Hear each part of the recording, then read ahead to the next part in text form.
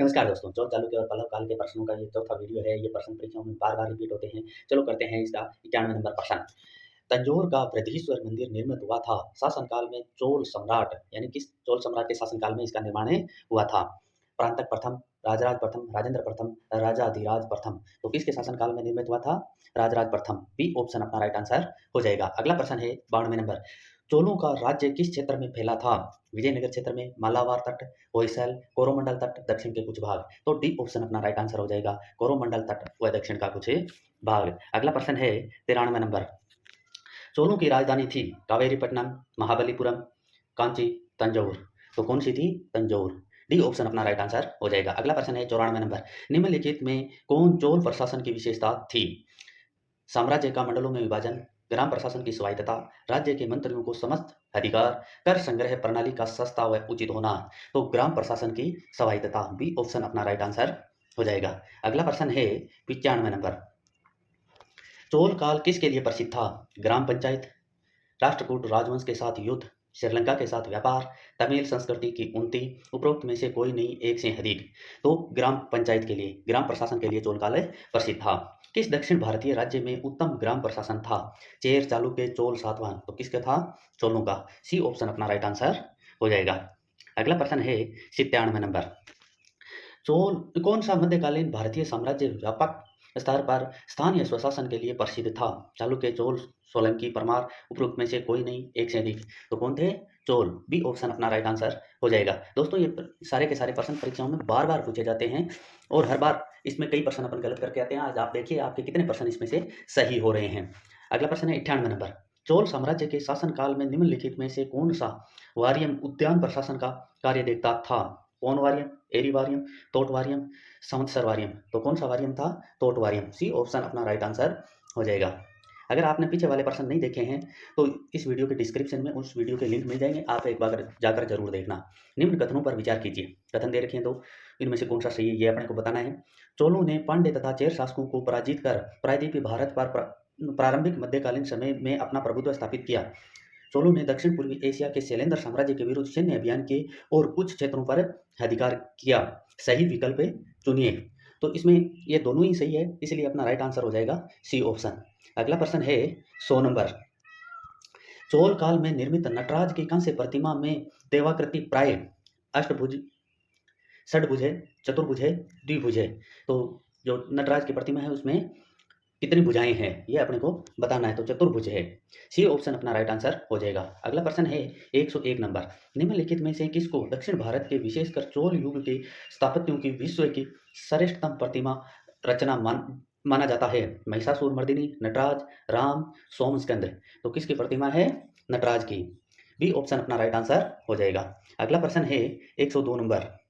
चोल शासकों के समय में बनी हुई प्रतिमाओं में सबसे अधिक विख्यात हुई पत्थर की प्रतिमाएं, संगमरमर की प्रतिमाएं, विष्णु भगवान की पत्थर की शिलाओं पर अंकित प्रतिमाएं, नटराज शिव की कांस्य प्रतिमाएं। तो नटराज शिव की कांस्य प्रतिमाएं। डी ऑप्शन अपना राइट आंसर हो जाएगा। 103 में है नटराज की प्रसिद्ध कांस्य मूर्ति किस काल का उदाहरण है? चोल किस कला का उदाहरण है? चोल कला, गांधार कला, गुप्त कला, मौर्य कला। तो किस कला का उदाहरण है? चोल कला। ए ऑप्शन अपना राइट आंसर हो जाएगा। अगला प्रश्न है 104 नंबर।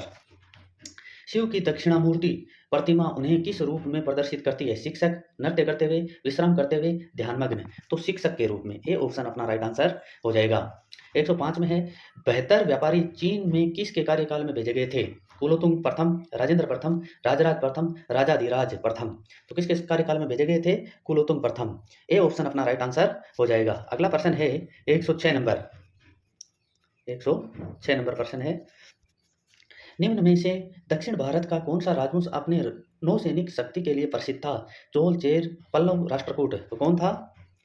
चोल। ए ऑप्शन अपना राइट आंसर हो जाएगा। 107 नंबर प्रश्न है निम्नलिखित राजवंशों में से किसके शासन अपने शासनकाल में ही अपना उत्तराधिकारी घोषित कर देते थे? यानी कौन से शासक थे जो अपने ही शासनकाल में अपना उत्तराधिकारी घोषित कर देते? चालुक्य, चोल, कदम, कलचुरी। तो चोल शासक है।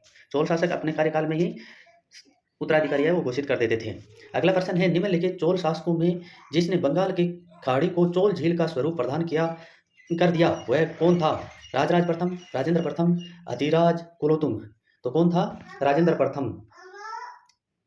अगला प्रश्न है 109 नंबर। गंगे कोडचोलपुरम की स्थापना किसने की? राजराज प्रथम, राजा अधिराज, राजेंद्र प्रथम, विजयादित्य। तो किसने की थी? राजेंद्र प्रथम ने। सी ऑप्शन अपना राइट आंसर हो जाएगा। अगला प्रश्न है 110 नंबर। निम्नलिखित में से किस चोल शासक को चोल गंगम नामक वृहद कृत्रिम झील बनाने का श्रेय दिया जाता है? राजराज प्रथम, राजेंद्र प्रथम, राजाधिराज, राजराज द्वितीय। तो कौन था? राजेंद्र प्रथम। बी ऑप्शन अपना राइट आंसर हो जाएगा। 111 नंबर है, किस चोल राजा ने जल सेना नौसेना का प्रारंभ किया? राजेंद्र चोल, प्रांतक चोल, राजराज प्रथम, राजराज द्वितीय। इनमें से कोई नहीं। तो 111 में अपना राइट आंसर हो जाएगा राजराज प्रथम। नौसेना का प्रारंभ किसने किया था? राजराज प्रथम ने। अगला प्रश्न है 112 नंबर। 112 नंबर प्रश्न, चोल शासक का नाम बताइए जिसने श्रीलंका के उत्तरी भाग पर विजय प्राप्त की? राजराज प्रथम, राजेंद्र प्रथम, प्रांतक प्रथम, आदित्य प्रथम। तो कौन था? राजराज प्रथम। ए ऑप्शन अपना राइट आंसर हो जाएगा। अगला प्रश्न है 113 नंबर। चोल राजाओं में किस एक ने सिलोन श्रीलंका पर पूर्ण विजय प्राप्त की थी? आदित्य प्रथम, राजराज प्रथम, राजेंद्र प्रथम, विजयालय। तो किसने की थी? राजेंद्र प्रथम ने। सी ऑप्शन अपना राइट आंसर हो जाएगा। अगला प्रश्न है 114 नंबर। वह चोल राजा कौन था जिसने श्रीलंका को पुनः स्वतंत्रता दी और सिंहल राजकुमार के साथ अपनी पुत्री का विवाह कर दिया था? कुलोत्तुंग प्रथम, राजेंद्र प्रथम, अधिराजेंद्र, राजाधिराज। तो कौन था? कुलोत्तुंग प्रथम। ए ऑप्शन अपना राइट आंसर हो जाएगा। अगला प्रश्न है 15 नंबर। कथन और कारण वाला। कथन ए और कारण आर। कथन, हमें चोलों के विषय में उनके पूर्ववर्ती राजवंशों की अपेक्षा अधिक जानकारी मिलती है। सही है।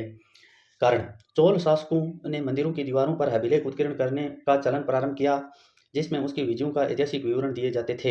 ये भी सही है। हाँ, यही कारण है कि सबसे ज़्यादा जानकारी इनकी मिलती है। नीचे दिए गए विकल्पों में से सही उत्तर चुनिए। तो ए आर दोनों सही है और सही स्पष्टीकरण है। ए ऑप्शन अपना राइट आंसर हो जाएगा। अगला प्रश्न है 116 नंबर। भारत के इतिहास के संदर्भ में निम्नलिखित युगों पर विचार कीजिए। शब्द दे रखे हैं और उसका विवरण दे रखा है। एरीपति, भूमि जिसमें उस मिलने वाला राजस्व अलग से ग्राम जलाशय के रखरखाव के लिए निर्धारित कर दिया जाता था। सही है। तीनूर, एक अकेले ब्राह्मण अथवा एक ब्राह्मण समूह को दान में दिया गया ग्राम। नहीं, ये गलत है। घटिका, प्राय मंदिरों के साथ संबंध विद्यालय। ये भी सही है। उपयुक्त में से कौन सा युग्म सही सुमेलित है? तो 1 और 3 सही सुमेलित है। डी ऑप्शन अपना राइट आंसर हो जाएगा। 117 नंबर प्रश्न है, निम्न में से कौन सी संस्था विदेशी व्यापार से संबंधित थी? श्रेणी, नगरम, नानादेशी, मणिग्रामम। तो कौन सी थी? श्रेणी और नानादेशी। ये दो ऑप्शन इसके राइट आंसर है। अगला प्रश्न है 118 नंबर। प्राचीन भारत का निम्नलिखित में से कौन सा महत्वपूर्ण व्यापारिक केंद्र उस व्यापार मार्ग पर था जो कल्याणी को वेंगी से जोड़ता था? तगार, श्रीपुर, त्रिपुरी, ताम्रलिप्ति। तो तगार। ए ऑप्शन अपना राइट आंसर हो जाएगा। अगला प्रश्न है 119 नंबर। चालुक्य वंश का सबसे महान शासक कौन था? विक्रमादित्य, मंगलेश, पुलकेशिन द्वितीय, पुलकेशिन प्रथम। तो कौन था? इसमें अपना राइट आंसर हो जाएगा पुलकेशिन द्वितीय। इस वीडियो का अंतिम प्रश्न 120 नंबर। निम्नलिखित में से किस वंश द्वारा प्राय महिलाओं को प्रशासन में उच्च पद प्रदान किए जाते थे? चोल, चालुक्य, पाल, सेन। तो कौन था? चालुक्य। बी ऑप्शन अपना राइट आंसर हो जाएगा। इसी के साथ वीडियो समाप्त होता है। धन्यवाद।